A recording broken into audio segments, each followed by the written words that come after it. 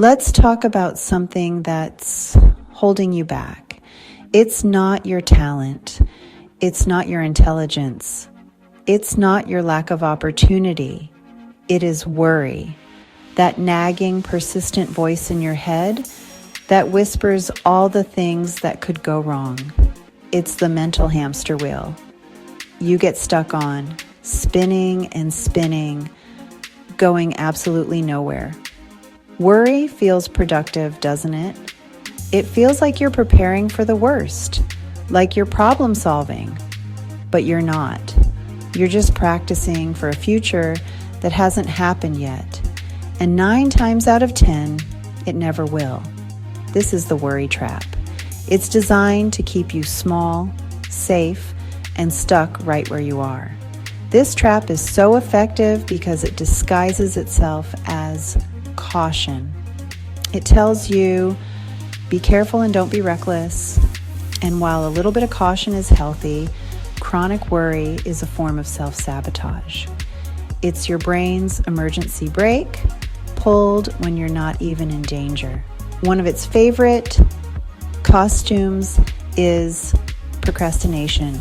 Organizing your sock drawer or suddenly deciding it's the perfect time to deep clean the refrigerator. That's not action, that's worry. Another one of its clever disguises is perfectionism. You rewrite the first sentence of an email 20 times. You delay submitting a project because you're convinced you can make it just a little bit better. Worry also loves to dress up as information gathering. But when you spend 6 months watching every YouTube video and buying every book on the subject possible, that's not research, that's worry. Finally, worry often shows up as micromanagement or the need for control, constantly checking in on a team member or redoing their work to manage every single aspect of a group project. Or maybe in your personal life, you try to control your partner's or your kids' decisions. This isn't you being a good leader or a caring parent. This is your worry saying that if you don't control everything, something terrible will happen. It's a desperate attempt to manage your own anxiety by managing the world around you, which is not only exhausting for you, but is also frustrating for everyone else. All right, you've spotted the worry. You see it for the saboteur. It is. Now what? You need a tool, a simple, practical tool that will get you into action. Try the 5-second rule. The moment you have an instinct to act, you have a 5-second window before your brain kills it. Your brain will hit the emergency brake with worry, excuses, fear. So you have to move before that happens. Here's how you do it. Next time you desire to do something like get out of bed without hitting snooze, raise your hand in a meeting, or pick up the phone to make that sales call, you will count backward from 5. 4, 3, 2, 1. That backward count interrupts the worry loop and focuses your mind on the action you're about to take. It's a starting ritual that shifts the gears in your brain from thinking to doing. When you hit 1, you physically move. You don't think, you move. If your goal is to get to the gym, 5, 4, 3, 2, 1, stand up and put your workout clothes on.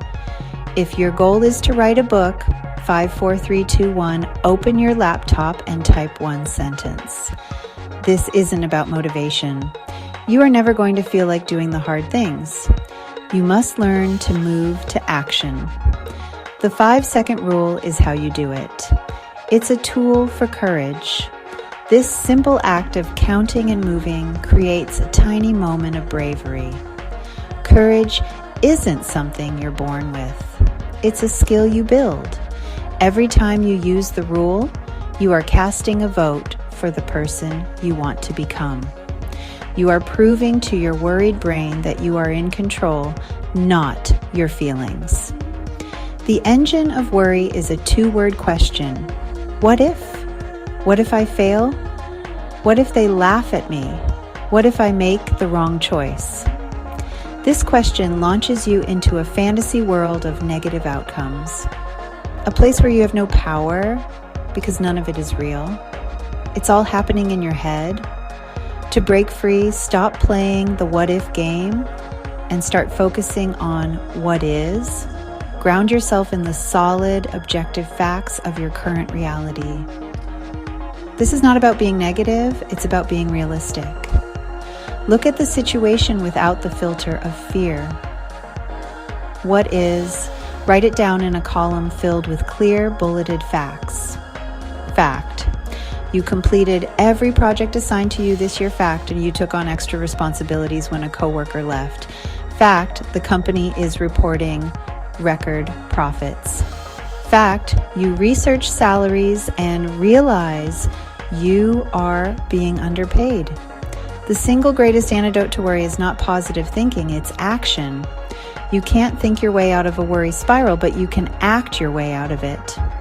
Worry and anxiety live in the gap between thought and action. The longer you wait, the bigger that gap becomes, and the more worry fills it.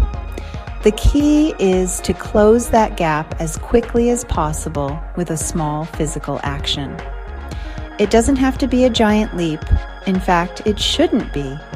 It should be a step so small that it's almost impossible to fail. This is how you build momentum and starve your worry to death. Think about a goal that's currently making you anxious.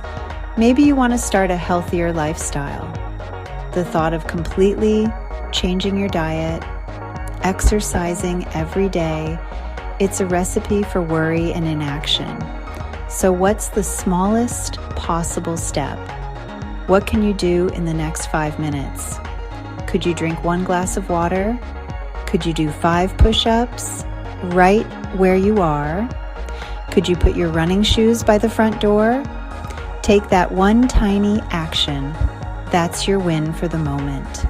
This principle works for any goal. Want to write a novel? Open your laptop and write 1 sentence. Want to clean your cluttered garage? Walk in and throw away 1 piece of trash. These actions seem insignificant, but they are profoundly powerful. Each tiny step sends a signal to your brain. I'm doing it. I'm moving forward. This creates a positive feedback loop. Action leads to accomplishment, which reduces worry and makes it easier to take the next small action. You are building a bridge to your goal, 1 tiny plank at a time. The beauty of this approach is that it bypasses the need for motivation or confidence. You don't need to feel confident to take a tiny step. You just need to be willing to take it. We've covered a lot of ground, so let's boil it down to a simple, repeatable game plan. This is your personal toolkit for moving from the sidelines of worry to the center field of action.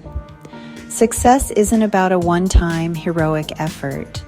It's about the small things you do consistently. Think of these as your daily drills. Master these, and you will fundamentally change your relationship with worry and unlock your ability to achieve your goals. This isn't complicated, it's a straightforward strategy you can start using the second you finish viewing this. First, you have to spot the worry, recognize its disguises: procrastination, perfectionism, endless research, and need to control everything. When you feel that hesitation, the urge to delay or overanalyze, call it out. Say to yourself, there's that worry again. Second, use the 5-second rule. 5, 4, 3, 2, 1. This is your launch sequence and will interrupt the habit of overthinking and push you into motion before your brain can talk you out of it. When you hit 1, you must physically move. Third, ground yourself in reality. When your mind starts spinning the what-if horror stories, stop, grab a pen and paper, and challenge those fears with facts. Ask yourself, what is actually true right now? And finally, Take one small, immediate action. Don't focus on the entire staircase. Just focus on the very first step. Here's the bottom line. The gap between the life you have and the life you want is filled with one thing, your hesitation. And that moment is a decision. But you can make a different decision right now in this very moment. Think about one thing you've been putting off because you're worried. Now, do it. 5, 4, 3, 2, 1, go. Your life is not going to change by magic. It's going to change because you decide to take action despite your fear. So, stop worrying and start winning.